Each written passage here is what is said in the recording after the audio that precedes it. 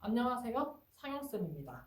자, 오늘 우리가 본격적으로 대단원 두 번째인 이 매력적인 자연을 찾아가는 여행에 대해서 이제 앞으로 배워보도록 하겠습니다.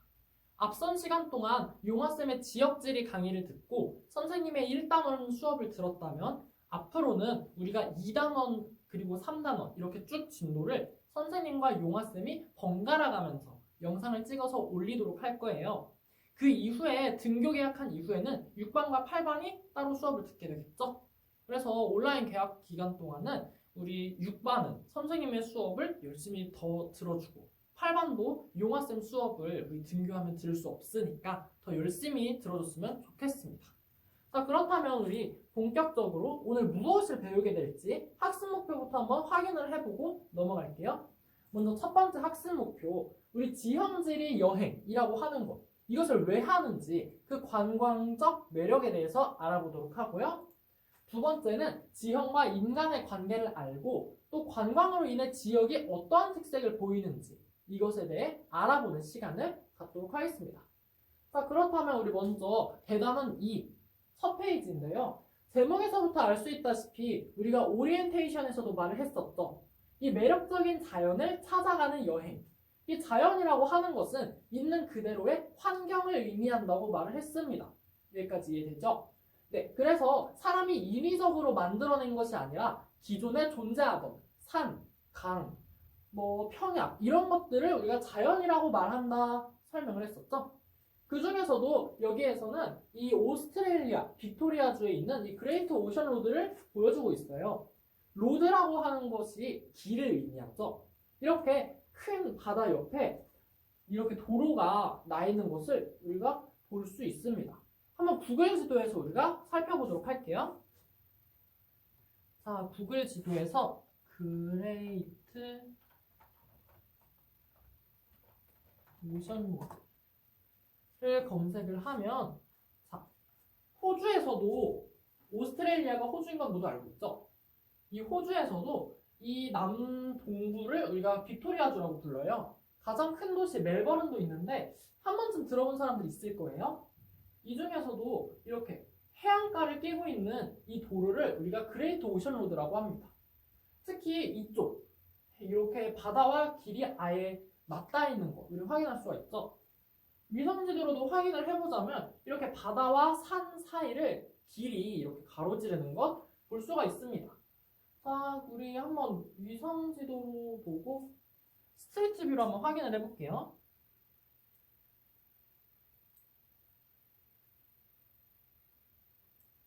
네, 이렇게 볼 수 있듯이 바로 뒤에 날씨는 좋지 않아요? 바로 뒤에 이렇게 바다가 펼쳐져 있는 거 볼 수가 있죠? 자, 여기는 포토뷰고 우리가 한번 스트리트 뷰로 보자면 이렇게 도로 바로 옆에 큰 바다가 완전 접하고 있는 거 볼 수 있죠. 이런 것 또한 사람들이 직접 여행을 많이 가는 장소이기도 한데 그 이유가 바로 이런 자연 경관을 보기 위해서라는 거 알 수 있겠죠? 그렇다면 본격적으로 오늘 배울 단원을 한번 보도록 합시다. 자, 그렇다면 우리가 이어서 먼저 2단원의 첫 번째 중단원인 이 지형지리 여행에 대해 알아보도록 하겠습니다. 이 지형이라고 하는 것은 말 그대로 땅의 형태를 우리가 지형이라고 부릅니다. 이 지형지리 여행은 그렇다면 땅의 여러 가지 모습을 살펴보는 여행이라고 우리가 이해할 수 있겠죠. 그 중에서도 이게 대표적인 지형지리 여행 관광지가 나와 있는데 이곳 같은 경우에는 미국에 위치해 있어요. 이 아래에 보면은 작게 그 위치가 쓰여져 있죠. 자, 그렇다면 이곳은 이 미국에서도 그랜드 캐년이 위치하는 곳입니다. 보면 이렇게 굉장히 단단해 보이는 암석들이 강에 의해서 이렇게 파여 있는 것을 확인해 볼 수가 있죠. 이것도 우리가 구글 지도로 잠깐 살펴보도록 할게요. 자, 그랜드 캐니언 같은 경우에도 그랜드 캐니언. 네, 그랜드 캐니언은 이렇게 보이는 것처럼 굉장히 척박한 땅에서 여기 강이, 이게 바로 강이거든요. 콜로라도 강이 이렇게 흘러가면서 이 주변 땅을 다 깎아내려가는 것이에요. 그래서 이걸 우리가 스트리트 뷰로 한번 보면 이게 바로 그 강의 일부인데요. 보이는 것처럼 굉장히 딱딱한 이 지층을 강들이 깎아내려간다는 것 확인을 할 수가 있죠. 이렇게 이 지형이라고 하는 것이 특이한 모습을 보일 때 사람들은 이걸 보러 직접 여행을 가기도 한다는 거죠. 그래서 이번 중단원은 이러한 지형지리 여행에 대해서 먼저 알아보는 시간을 갖도록 하겠습니다. 자, 그 중에서도 이 지형이 많은데 오늘은 산지 지형에 대해서 먼저 알아보도록 할게요. 이 산지 지리 여행은 말 그대로 산지 경관의 의미를 감상하는 것을 말합니다. 산지 경관이라고 하면 이 말 그대로 산과 산 주변에 있는 것들을 말하는 거겠죠. 이러한 산지 경관의 의미를 감상하는 것이 곧 산지 지리 여행이구나. 우리 중단원 바로 옆 페이지에 쓰여 있는 거 확인할 수가 있죠. 이어서 보자면 산지 지리 여행을 어떻게 하는가 그 방법에 대해 쭉 쓰여 있어서 선생님이 이를 한번 정리해 보았습니다. 자, 먼저 첫 번째 방법으로는 산 전체 모양을 관찰하는 거예요. 이 산과 저 산이 같은 모양일 리가 없죠. 각각 특색 있는 어떠한 모양을 지니는지 우리가 관찰을 한 그 이후에 산이 어떠한 암석으로 이루어져 있는가를 파악하게 됩니다. 이 어떤 암석인지 우리가 어떻게 아냐? 우리가 돌 박사도 아닌데 알 수가 없죠. 일단 겉으로 볼 때 어떤 색인지 색깔 가지고 구분을 할 수가 있고 그 다음 입자의 크기를 통해 확인을 할 수가 있습니다. 바위처럼 입자가 큰 것으로만 이루어져 있을 수도 있고 아니면 모래나 진흙처럼 입자가 굉장히 작은 것으로 이루어진 산도 있겠죠. 이렇게 어떤 암석인지를 파악한 이후에 우리가 산지에 포함된 세부적인 지형을 관찰하게 됩니다. 이 세부 지형이라고 하면 우리가 어렵게 생각할 필요가 없어요. 이 큰 산 안에 있는 다른 지형들을 의미합니다. 예를 들어서 폭포도 해당할 수 있겠고요. 또는 높은 봉우리도 해당할 수 있겠죠. 이렇게 큰 산을 구성하고 있는 세부적인 것들을 관찰하는 것이 이런 산지 지형 여행의 방법이 될 수 있어요. 이후에는 이 산지 지역에서 살고 있는 다양한 지역 주민들이 어떻게 살아가는가 이를 우리가 확인을 할 수 있어야겠죠. 마지막으로는 우리가 이런 산지 지형을 매크로 보기와 마이크로 보기로 나누어서 생각을 할 수가 있습니다. 약간 어려운 말일 수도 있는데 이 매크로라고 하는 것은 큰 것을 의미합니다. 이 매크로라고 하는 것은 큰 걸 의미하는데 말 그대로 크게 전체를 바라본다는 의미인 거죠. 반면에 이 들여다보기는 마이크로 보기라고 우리가 부르는데 우리 현미경을 영어로 마이크로스코프라고 하죠. 이 마이크로라고 하는 것은 작다라는 의미를 갖고 있어요.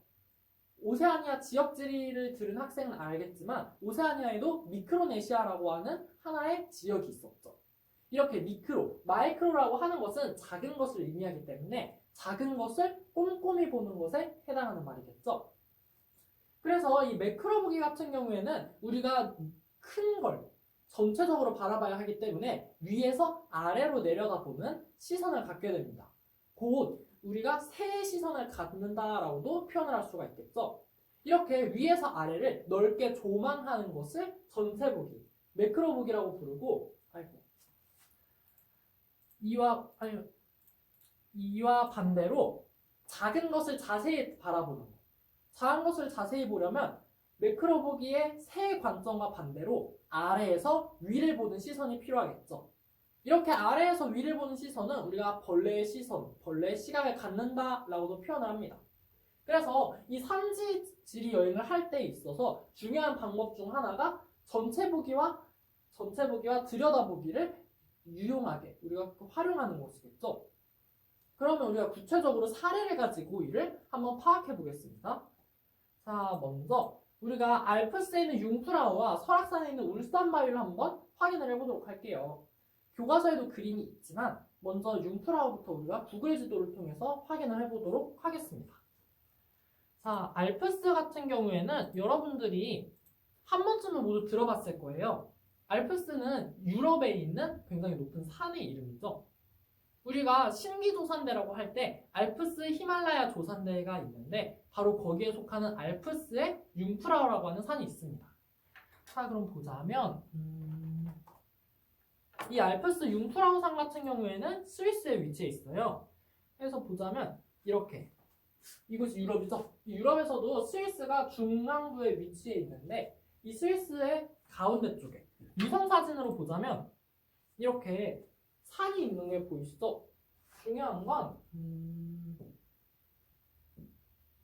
빨간색으로 할까요? 여기 이렇게 하얗게 보이는 게 바로 만년설에 해당하는 거예요.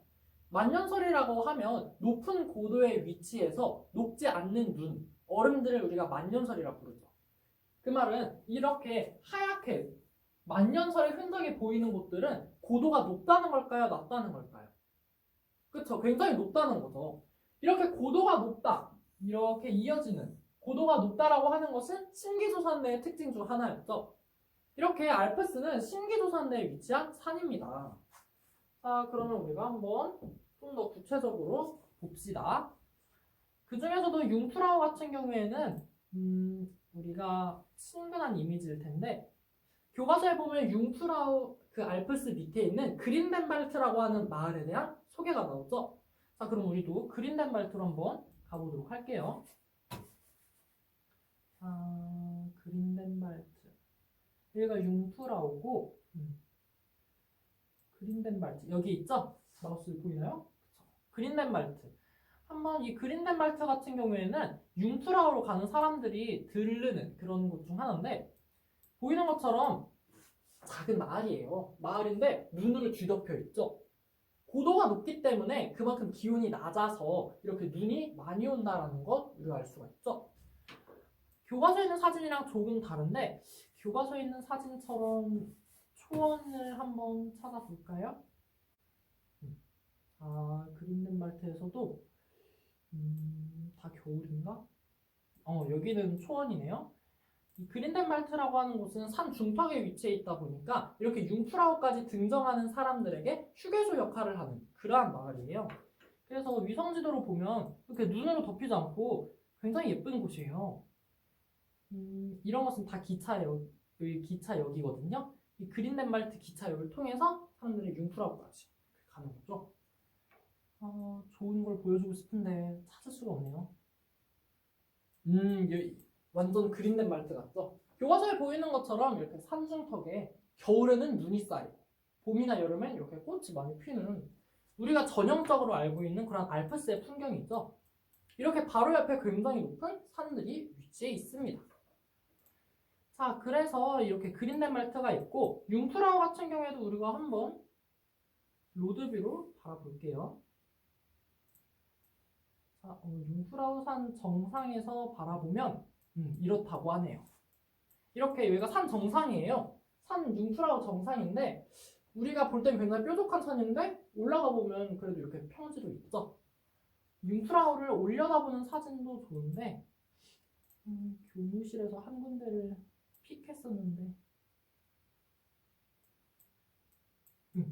이렇게 우리가 아까 산의 전체 모양을 보고 어떤 암석으로 이루어졌는지를 봐야 한다고 했었죠. 보이는 것처럼 이렇게 산이 무슨 색이에요? 굉장히 까맣다라는 걸 확인을 할 수가 있죠. 이렇게 우리가 까맣다라는 걸 통해서 그럼 까만 암석이겠구나를 유추하고 또 본문에 나와 있는 것처럼 이것은 현무암이겠구나 라고 하는 것을 우리가 알 수 있습니다. 자, 그리고 거기 보면은 알프스 말고도 알레치 빙하라고 하는 그런 말이 있어요. 여기 보면 알레치라고 쓰이는 거 보이나요? 이게 융프라우 알레치라고 쓰여 있는데 여러분들 보일지 모르겠네요. 글자가 커지진 않네요.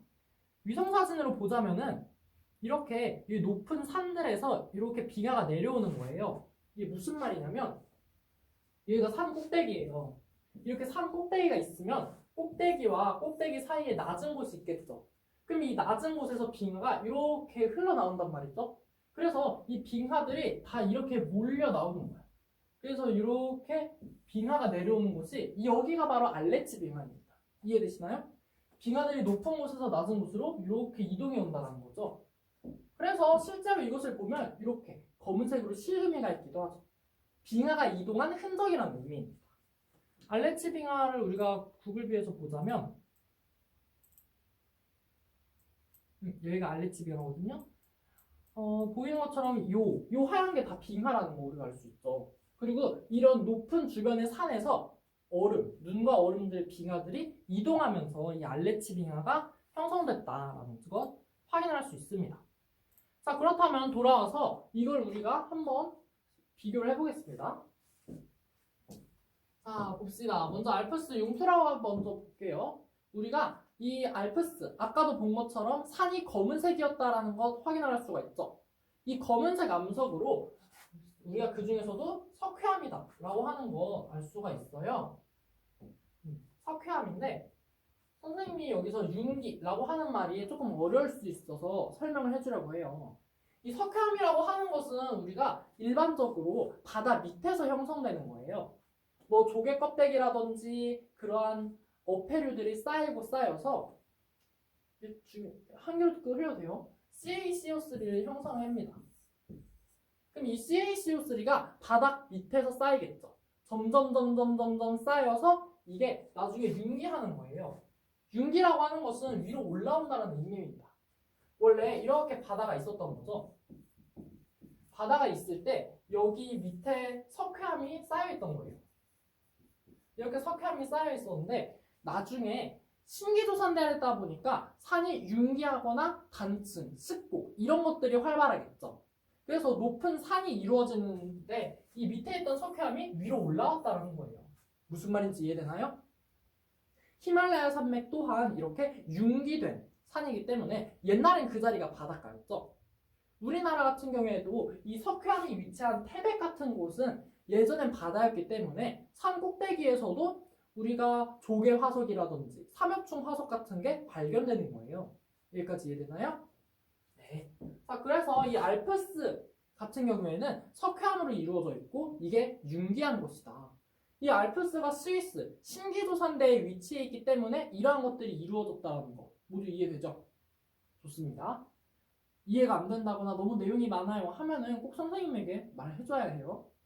자, 이어서 우리가 아까 본 것처럼 굉장히 산 정상이 뾰족하다. 능선 같은 경우에는 뭐 산이 뭐 이렇게 생겼다고 해봐요. 그럼 여기가 산 정상이죠.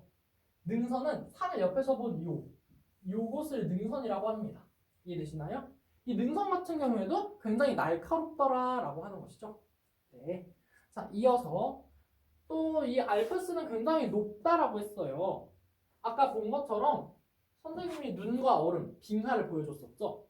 알레치 빙하가 많은 빙하들이 합쳐서 내려오는 거라고 했죠. 이렇게 만년설이나 빙하로 인해서 산지가 다 깎아 내려지는 거예요. 침식이라고 하면 깎이는 것을 의미합니다. 중요한 건 이렇게 얼음 덩어리들도 굉장히 단단하기 때문에 산지를 깎아내리면서 내려갈 수 있다고 하는 점이죠. 여기까지 이해되나요? 네, 좋습니다. 자, 그렇다면 우리가 이번엔 설악산 울산바위를 한번 볼게요. 설악산을 가본 친구들이 있는지 모르겠는데 설악산 같은 경우에는 등산하기 굉장히 힘든 것 중 하나예요. 왜냐면 돌이 굉장히 많기 때문인데 설악산은 어느 도에 있죠?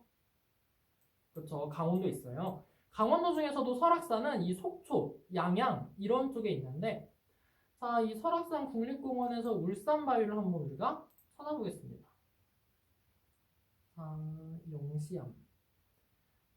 요즘에 네이버 지도 같은 경우에는 로드뷰를 했을 때 이렇게 비행기 표시가 뜨는 게 있어요. 비행기 표시가 뜨는 곳은 항공뷰를 우리가 바라볼 수 있습니다. 자, 그래서 울산바위, 이게 울산바위인데, 겨울 사진이네요. 이게 울산바위예요. 교과서에 보는 거랑 조금 다르죠. 눈이 쌓여서 그런데 이렇게 바위가 나와 있는 거 볼 수 있죠. 이게 큰 한 덩어리의 바위입니다. 이해되나요? 네, 굉장히 험하죠. 그래서 이 설악산 같은 경우에는 한 번에 등산하지 않고 1박 2일로 등산을 하기도 합니다. 굉장히 험해요. 자, 그래서 이 설악산도 우리가 봤으면 한번 정리를 해볼 텐데 먼저 설악산 같은 경우에도 우리가 매크로 보기부터 해야겠죠? 전체 보기. 매크로 보기를 한다면 노출된 화강암체라는 것을 확인할 수 있습니다. 이 화강암체라고 하는 것은 말 그대로 화강암의 몸뚱이, 덩어리를 의미합니다. 곧 설악산의 울산바위 같은 경우에는 하나의 큰 덩어리라고 했었죠. 이것이 화강암으로 구성되어 있기 때문에 우리가 매크로 보기를 했을 때 노출된 화강암체가 있구나라고 생각을 할 수 있겠죠. 자, 이어서 우리가 웅장한 수직 화강암 절벽이 있구나라는 걸 알 수 있어요. 보면 아까 겉에가 굉장히 까끌까끌해 보였죠. 수직 절벽이 굉장히 많이 나 있기 때문에 이렇게 우리가 볼 수 있어요. 마지막으로 바위 틈들이 굉장히 심하게 갈라져 있더라 라는 것까지 확인할 수 있습니다. 자, 여기서 우리가 약간 주목해야 할 점은 이 위에서 아래로 갈수록 여기서 전체 보기를 했다면 여기서는 들여다보기를 했다는 점이죠. 윤기한 검은색 석회암이다. 또 노출되는 화강암체다 라고 하는 것은 위에서 아래를 전체로 넓게 조망했을 때 보이는 그런 매크로 보기의 결과물이라고 생각할 수 있습니다. 또 밑에 있는 이렇게 산지가 침식됐구나, 바위 틈이 갈라졌구나 라고 하는 것은 우리가 밑에서 위를 올려다볼 때 자세히 들여다봐야만 알 수 있는 것들이죠.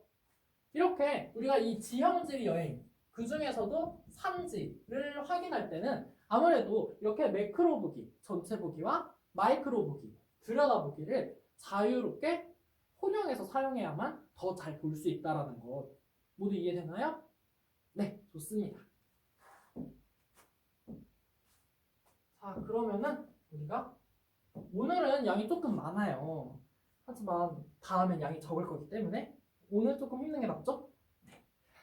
자, 이어서 보자면 우리가 이제 풍화라고 하는 것을 배워보도록 할게요. 풍화 같은 경우에는 산지 지형에 있어서 빼놓을 수 없는 굉장히 중요한 과정 중 하나예요. 그럼 먼저 풍화가 뭔지 알아야겠죠. 이 풍화라고 하는 것은 말 그대로 바람이라고 하는 의미입니다. 그래서 돌이 썩어서 흙이 되는 과정이에요. 흙이 되면은 바람에 날릴 수가 있겠죠. 돌 자체로는 날아갈 수가 없잖아요. 그래서 풍화, 바람이 된다라고 하는 것은 바람에 날릴 수 있을 정도로 돌 자체가 깎여서 흙이 되는 과정을 의미합니다. 여기까지 이해되나요? 네. 이 풍화는 우리가 전리 관찰에서부터 시작한다라고 교과서에 나와 있어요. 그렇다면 과연 이 전리가 무엇인가? 이것부터 우리가 알아야겠죠. 전리라고 하는 것은 우리가 바위 사이에 생긴 크고 작은 금이 간 것을 말합니다. 이때 중요한 건 이 전리는 수직으로 나 있을 수도 있고 수평으로 나 있을 수도 있다라는 거예요. 이렇게 이 전리를 관찰하는 것에서 풍화와 관련된 지형을 보는 게 시작된다는 거죠. 자, 그래서 우리가 이 전리 어떻게 형성되냐? 습곡이나 단층 또 지표면 압력 감소로 생겨납니다. 이게 무슨 소리냐?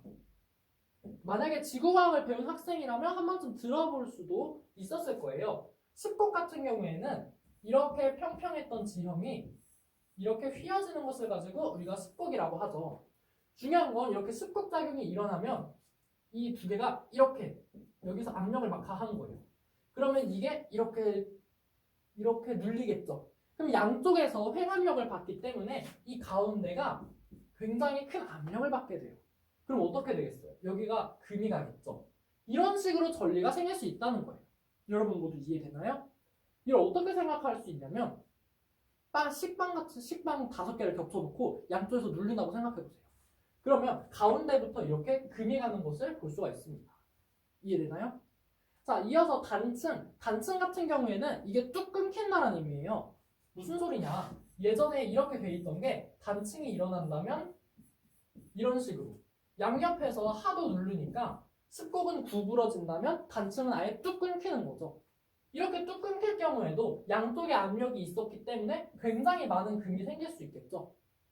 마지막 이 지표면 압력 감소는 약간 어려운 말일 수 있어요. 저게 무슨 말이냐면 예를 들어서 여기가 지표면입니다.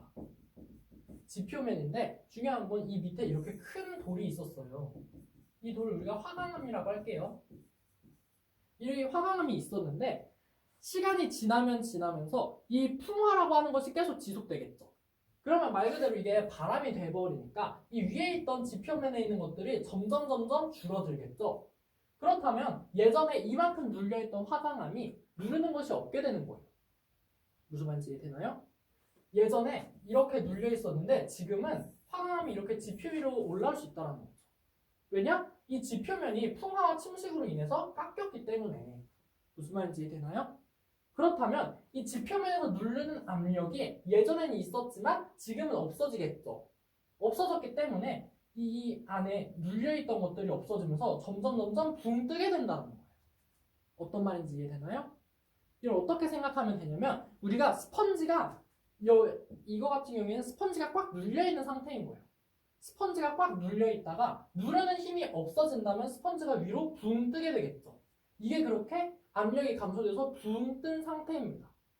돌 같은 경우에는 단단하기 때문에 붕 뜨면서 그곳에 굉장히 많은 금이 갈 수 있는 거죠. 이렇게 형성된 금들을 우리가 전리라고 부른다. 여기까지 이해되나요? 빠르면 빠르다고 피드백을 해주시면 선생님이 반영을 할게요. 자, 그래서 이렇게 풍화라고 하는 거 약간 여러분들이 어려울 수도 있어요. 어려울 수도 있지만 중요합니다. 중요하기 때문에 모두 알아두어야 합니다. 자, 그래서 이 풍화에 대한 대표적인 사례를 또 한번 볼 텐데 첫 번째는 이 진한 마이산에 있는 타포니예요. 타포니 같은 경우에는 절벽 표면에 있는 크고 작은 구멍을 의미합니다. 책에도 나와 있지만 우리가 한번 바라볼게요. 자, 타포니를 보러 마이산으로 갑시다. 여러분들이 진안이 어디 있는 거야 라고 생각할 수도 있는데 생각보다 옥천에서 그렇게 멀진 않아요. 그래서 여기 전라북도죠? 전라북도고 우린 여기 있어요. 어디 있어? 여기 있죠? 옥천은 여기 있죠? 그래서 진안 별로 멀지 않습니다. 그래서 마이산도 우리가 한번 보자면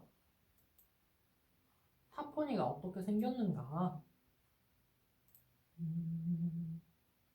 나도산, 춘마이산.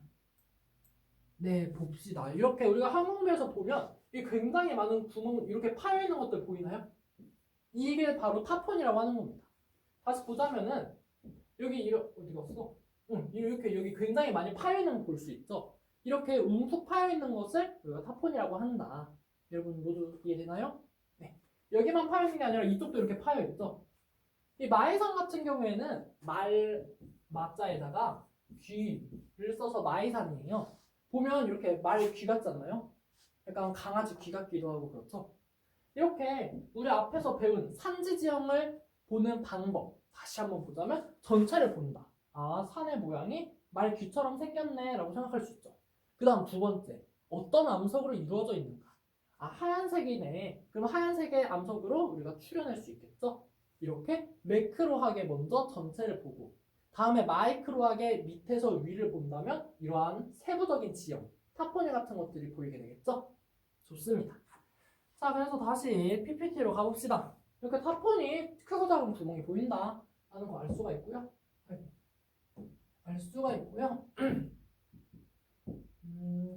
이 타포니의 특징 중 하나는 암석이 선택적으로 풍화돼서 집단적으로 발달한다는 거예요. 어렵게 들릴 수도 있는데 이 말은 아까 어디 갔을까?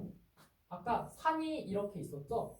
그럼 여기에서 이 산 자체가 하나의 큰 덩어리임에도 불구하고 군데군데 풍화를 받는다라는 거예요. 한 군데만 풍화를 받는 게 아니라 부분 선택적으로 풍화를 받는다라는 거죠. 근데 이 풍화가 뭐라고 했습니까? 돌이 흙이 되는 과정이라고 했죠. 흙이 돼서 바람이 돼가지고 없어지는 거야. 그럼 군데군데 선택적 풍화를 받은 곳은 이게 다 바람에 쓸려서 날아간다는 소리예요. 이해되나요? 그렇기 때문에 여기 군데군데 구멍이 파이겠죠. 무슨 말인지 이해가 되십니까? 네. 그래서 이 타포니는 선택적 풍화로 인해 구멍 난 것을 타포니라고 하는구나 알 수 있습니다. 이 절벽 표면에 있는 구멍이다 라는 걸 알 수가 있고요. 이 타포니의 특징 중 하나가 집단적으로 발달을 하는구나. 그래서 아까 마이산에서도 구멍이 한 개만 있는 게 아니었죠? 네. 좋습니다. 자, 국내 사례 봤으면 해외 사례도 하나 보면 좋겠죠. 해외 사례로는 우리가 칠레에 있는 토레스 델 파인의 국립공원 한번 살펴볼 거예요. 교과서에도 있지만 우리가 한번 가보도록 하겠습니다. 칠레 같은 경우에는 남미의 남북으로 긴 국가죠. 보이는 것처럼 칠레가 굉장히 긴데 이 중에서도 토레스 델 파인의 공원은 이 칠레와 아르헨티나 사이에 있는 이것을 우리가 파타고니아라고 부르죠. 이 파타고니아 지방에 위치한 지형입니다. 어떻게 생겼나 한번 볼게요. 자, 봅시다. 파인애를 봅시다. 왜 이렇게 바뀌었지? 아무래도 우리 지역지리 시간에도 배웠겠지만 이 파타고니아 지형은 굉장히 건조한 지형이었죠. 그래서 이렇게 건조한 거 확인을 할 수가 있고요. 토레스 델 파인의 국립공원 국립공원을 한번 볼까요? 여기는 너무 길인데? 너무 길거리네요. 관광지를 보여주고 싶은데 음, 음. 아무래도 교과서 속에 있는 그거 같은 것을 볼 수는 없네요. 그래도 우리가 알 수 있는 것은 그 위치라든지 아니면 어디 있는가 이런 것들을 확인할 수가 있죠. 네, 뭐 그렇습니다. 네, 보이는 것처럼 이렇게 계속 있죠. 네, 이런 게 토레스 파인의 국립공원에 있다는 거예요. 자, 보이는 것처럼 먼저 큰 모양을 보고 암석의 종류, 색깔을 보라는 거예요. 이렇게 매크로 보기 한 다음에 마이크로 보기를 하라는 거죠. 자, 그래서 다시 PPT로 옵시다. 자, PPT로 오면 이 검은색 변성암과 화강암 봉우리가 있더라. 이걸 어떻게 하냐? 검은색 그리고 화강암 같은 경우에는 보통 밝은 색을 띠죠. 그래서 마이산 같은 경우에는 아까 굉장히 밝은 회색이었죠. 왜냐? 화강암이니까. 그래서 토레스 파인의 국립공원 같은 경우에도 이 암석의 색깔의 차이를 보입니다. 다시 볼까요? 이렇게 밑에 검은색과 위에 좀 밝은색 차이를 보이죠? 여기는 잘 차이가 안 보이네요. 그래서 PPT 그래서 이렇게 암석의 종류가 다르다는 거 우리가 확인을 할 수가 있고 또 이어서 테일러스가 형성되어 있다고 하는 거예요.